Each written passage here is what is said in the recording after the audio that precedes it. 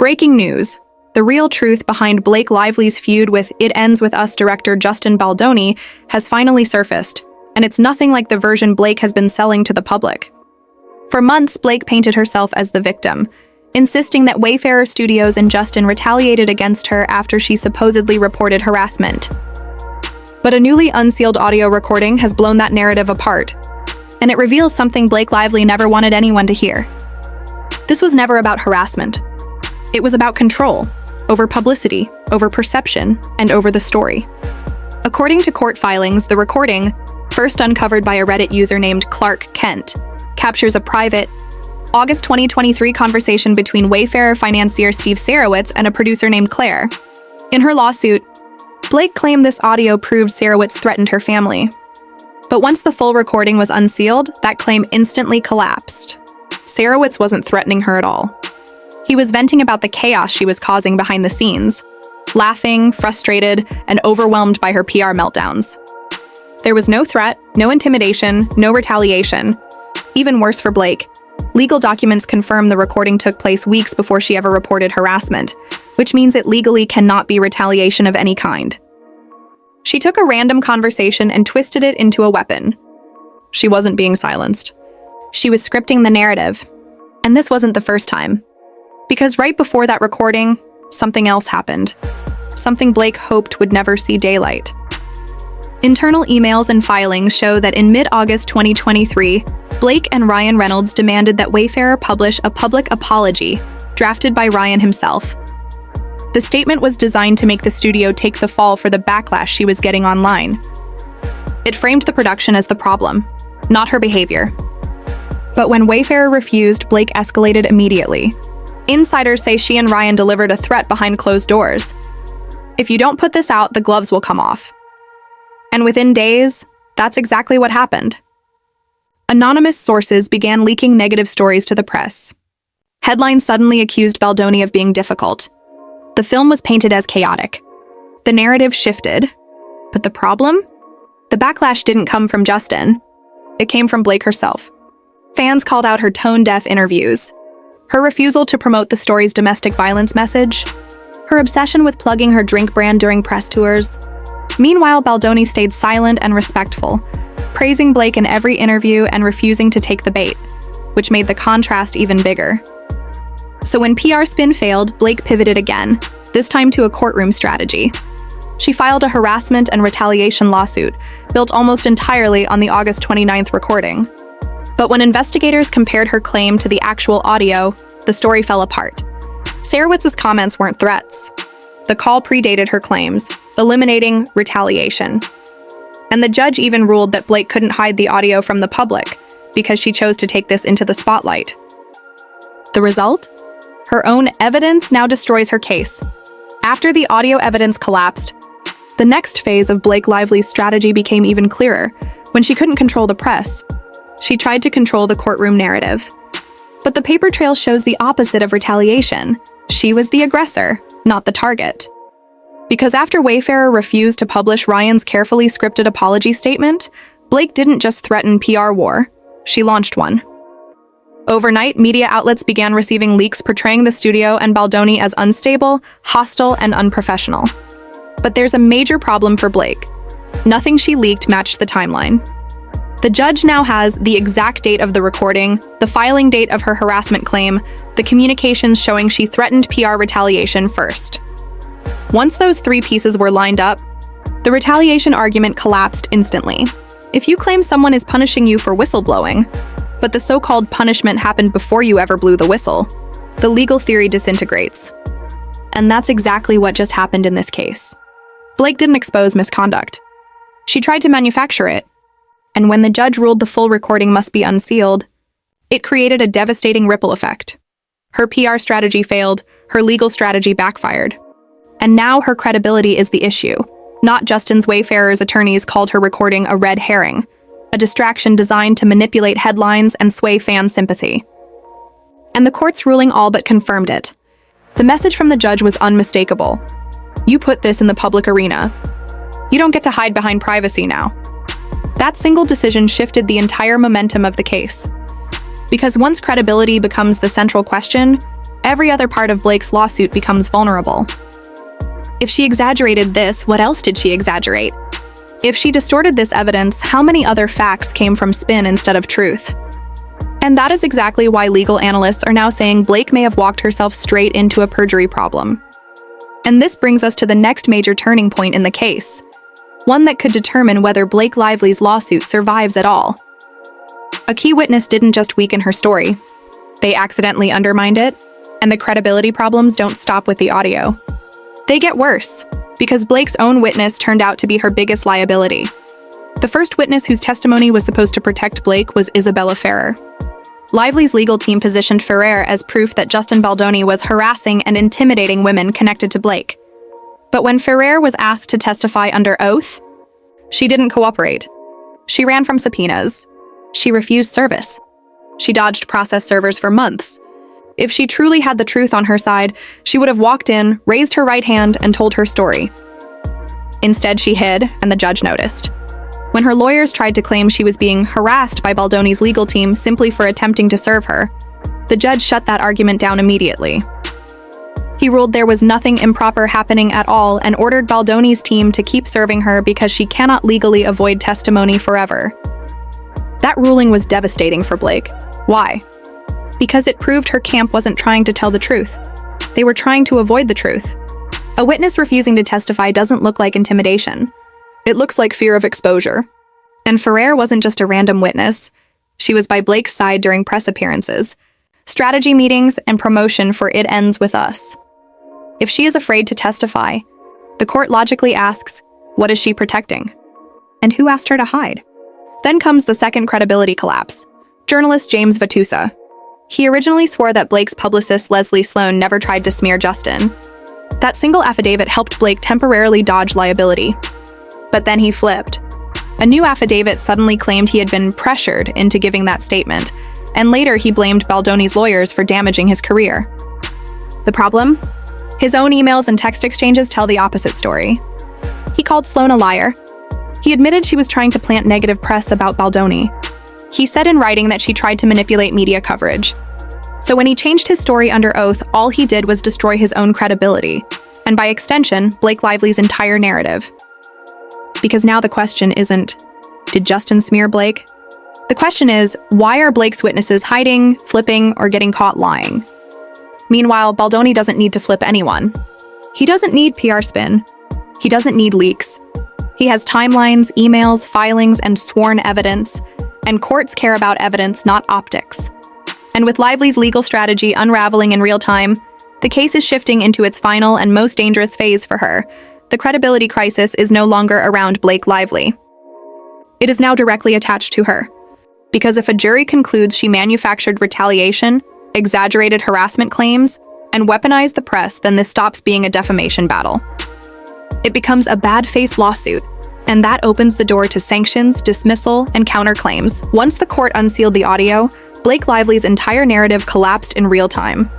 For months, her lawyers argued that the conversation between Steve Sowitz and producer Claire contained deeply personal and sensitive details, the kind that supposedly justified sealing it from the public. But when the full recording was finally released, none of that was true. No harassment, no abuse, no Justin Baldoni. The audio was never about safety as it was about control. A PR tug-of-war over image, marketing visibility, and who got final say over how the film was being sold to the world. Internal emails and texts lined up with the recording. Blake and Ryan were furious they weren't the center of the promotional strategy. When they couldn't control the narrative, they framed Wayfarer as the villain. But the metadata, timestamps, and filings told a different story, and they didn't lie. Wayfarer stayed silent. Justin stayed professional, and Blake's credibility began to unravel. Online reaction was explosive. Supporters who once defended her started to second-guess everything. People didn't just feel disappointed, they felt manipulated. If there was no harassment, why build a case around it? Why weaponize the media? Why drag Justin through a scandal he had no part in? The press began correcting early headlines. Commentators called it what it looked like, a PR move, not a cry for justice. Meanwhile, Justin never retaliated. No interviews, no leaks, no angry statements. Just quiet patience that made him look measured and composed while Blake's team scrambled. And that silence mattered. It earned him respect inside the industry. Producers and studio heads who once defended Blake started pulling back. Executives privately questioned whether she was worth the risk. One insider reportedly said, "If she can spin evidence like this in a courtroom, imagine what she'd do in a production dispute." Blake's team rushed into damage control mode. Soft features, controlled appearances, friendly media placements, but none of it could undo the audio. The industry heard the tape. They saw the documents. Her public image wasn't just bruised, it was fundamentally compromised. Justin, on the other hand, came out of the scandal stronger. His restraint built something Blake no longer had: trust. Fans who once doubted him returned in full force, admitting the headlines had misled them. And inside Hollywood, phones started ringing again. Not for Blake, but for Justin Baldoni and Wayfarer. The truth didn't just clear his name. It reset the power dynamic. Once the unsealed audio made its way through mainstream outlets, the backlash moved from online commentary into industry reality. Suddenly, the question wasn't, did Blake tell the truth? It was, how much else has she spun for image control? Studios pay attention to patterns, not headlines. And the pattern was bad. Executives didn't see a wronged actress.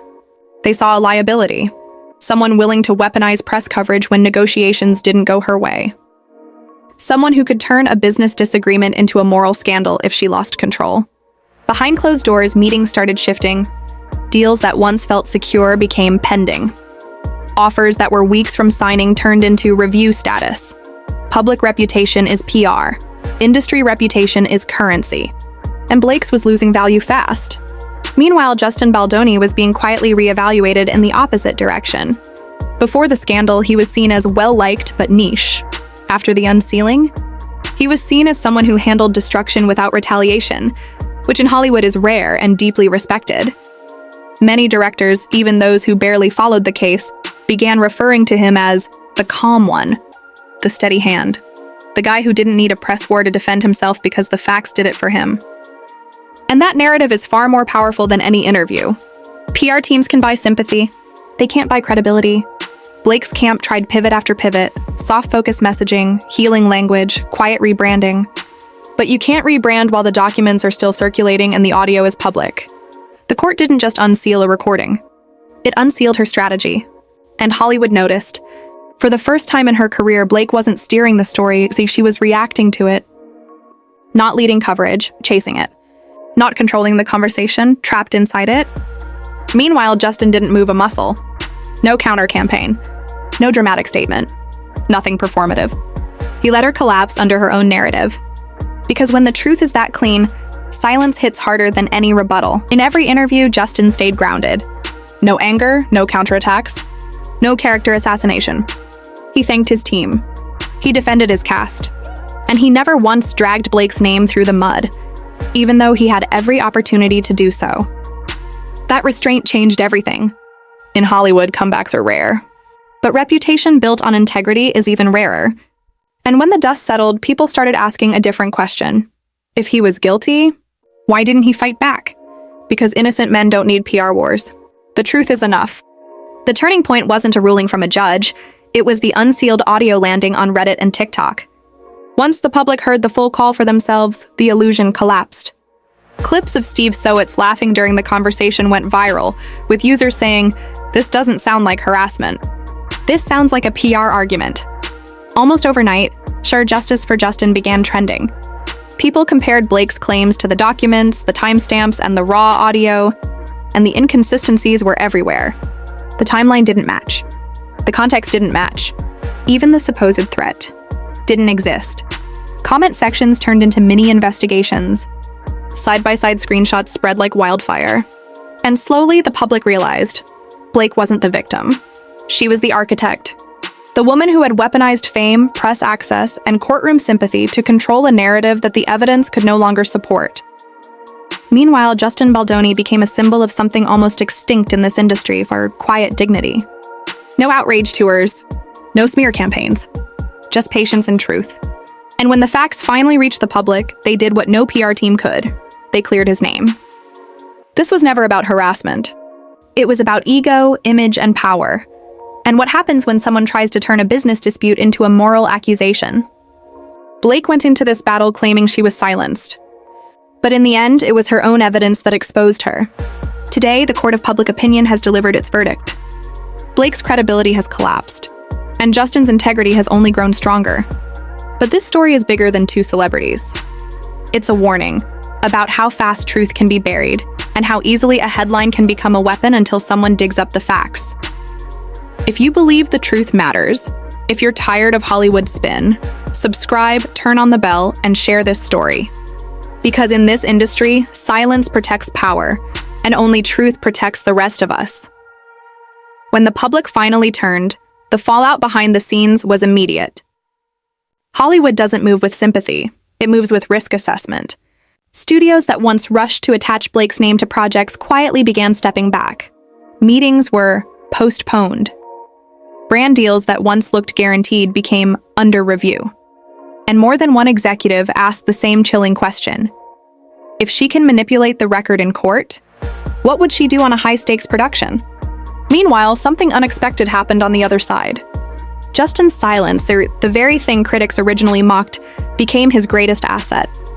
Producers looked at the situation and saw something rare.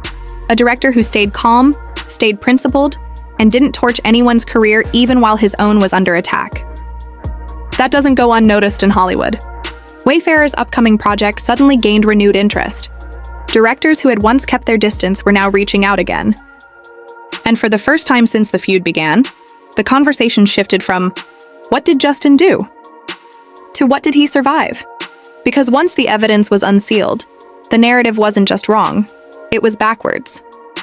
Blake hadn't been silenced. She had been controlling the narrative, leaking selective information, editing context, using sympathy as strategy, and when that strategy collapsed, so did her credibility. Industry insiders say that Justin's quiet, steady approach became a turning point, a reminder that character still matters. Not the headline version of it, not the PR version, the real kind. The kind you show when no one is defending you. The kind you show when the truth is the only thing you have left. In the aftermath, people began asking a very different question. Not, what happened? But how did this go so far before the truth came out? And the answer is uncomfortable, because in Hollywood, narrative is currency. The first version of a story is the one people believe, even if it's wrong. Even if it's manipulated. Even if it destroys someone in the process. For months, Blake Lively controlled the microphone. The press believed her. Studios stayed silent. Viewers filled in the gaps. But when the documents finally surfaced, when the audio was made public, and when people could hear it themselves, the illusion collapsed. And that collapse changed everything. The victim wasn't the one being threatened. The abuser wasn't the one causing the damage. The villain wasn't behind the scenes. She was at the top of the headlines. This wasn't a harassment case. It wasn't a whistleblower moment. It was a power struggle wrapped in a PR weapon. And once the receipts were public, people understood the truth. Blake wasn't trying to survive the system. She was trying to control it. Meanwhile, Justin didn't fight with statements, leaks, influencers, or tabloids. He fought with restraint, and that restraint is what finally exposed the truth. Because when a lie meets silence, it can dominate the room. But when a lie meets evidence, it collapses. And that's exactly what happened here. Today, the story isn't about a film anymore. It isn't about a marketing dispute or a leaked recording. It's about something much bigger. What happens when the public finally hears the truth, unfiltered? Blake Lively spent months shaping the narrative. She told Hollywood she was targeted. She told the press she was silenced. She told the court she was retaliated against. But when the evidence came out, the silence wasn't coming from Wayfarer. It was coming from her side of the story. And now the industry is waking up. Studios are rethinking partnerships. Executives are quietly backing away. And fans, the same fans who once defended her, are realizing they were sold a performance, not a reality. Meanwhile, Justin Baldoni didn't win by force. He won by patience, by restraint, by refusing to become the villain she scripted for him. His name wasn't cleared by a PR strategist. It was cleared by the truth itself. And that is why this feud matters. Not because of gossip, but because it shows how easily a career can be destroyed if one person controls the narrative long enough. Now the public is asking a question Blake never expected. If she twisted this, what else has she twisted? The mask is off. The illusion is gone. The victim act has expired. Because once people hear the real story, they don't forget it.